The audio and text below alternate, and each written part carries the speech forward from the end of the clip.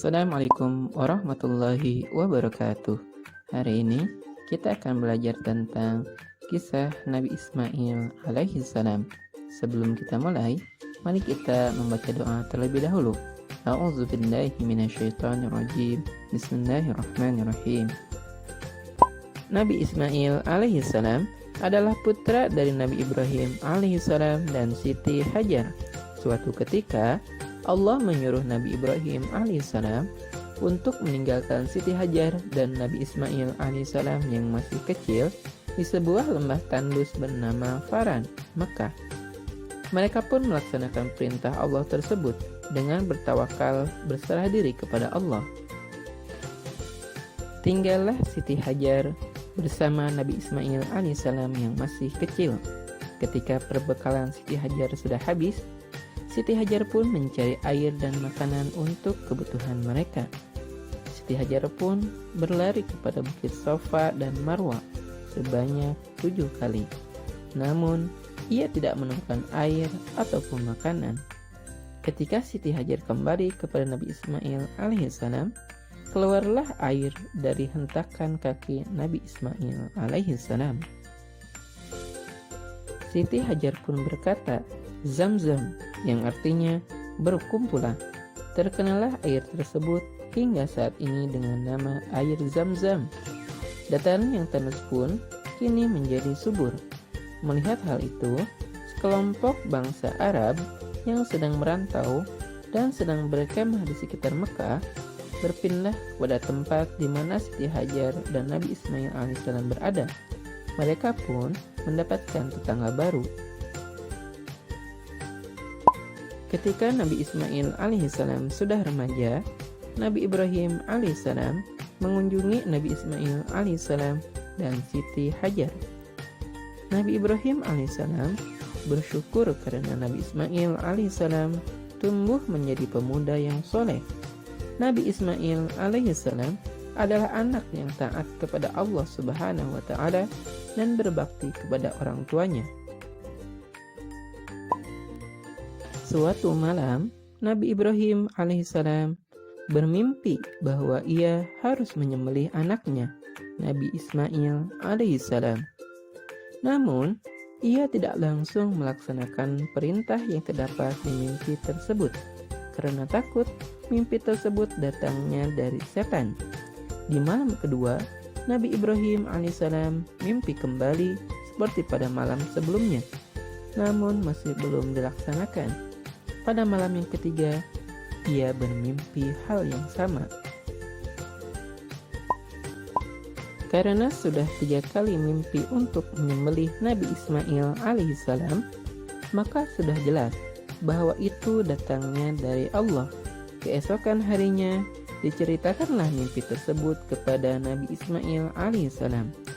Nabi Ibrahim alaihissalam ingin meminta pendapatnya Nabi Ismail alaihissalam. Karena kesolehannya, ia memberikan jawaban kepada Nabi Ibrahim alaihissalam untuk melaksanakan perintah Allah tersebut. Berangkatlah Nabi Ibrahim alaihissalam dan Nabi Ismail alaihissalam untuk melaksanakan perintah Allah. Namun, hal tersebut tidak diketahui oleh Siti Hajar. Maka datanglah iblis kepada Siti Hajar untuk menggoda Siti Hajar agar perintah Allah tersebut tidak jadi dilaksanakan oleh Nabi Ibrahim alaihissalam dan Nabi Ismail alaihissalam. Siti Hajar adalah seorang yang solehah. Ia tidak tergoda dengan rayuan iblis.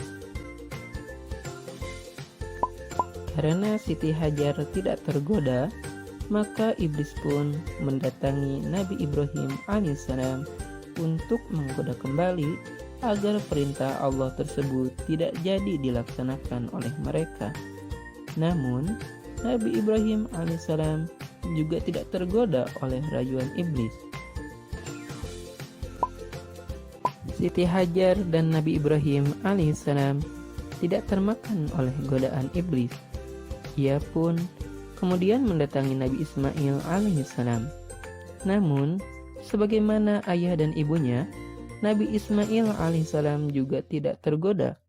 Ia pun kemudian mengambil batu dan melemparkan batu tersebut ke iblis. Iblis pun tidak dapat menggoda mereka.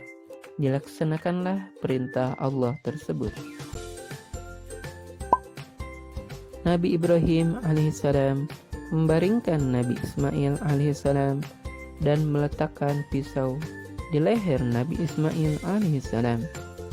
Nabi Ibrahim alaihissalam tidak tega melakukan hal tersebut.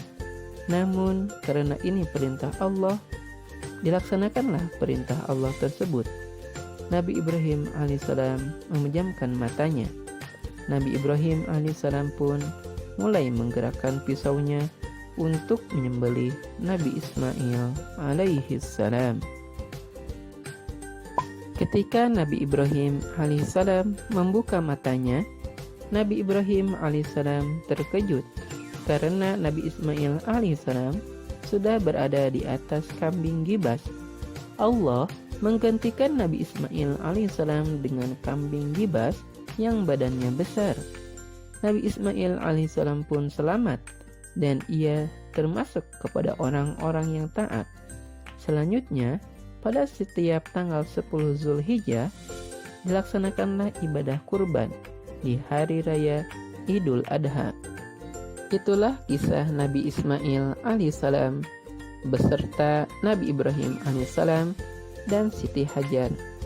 Mereka termasuk kepada orang-orang yang taat terhadap perintah Allah. Meskipun perintah tersebut sangat berat, namun dengan kesolehan mereka melaksanakan semua perintah Allah. Semoga dapat menjadi pelajaran bagi kita semua. Wassalamualaikum warahmatullahi wabarakatuh.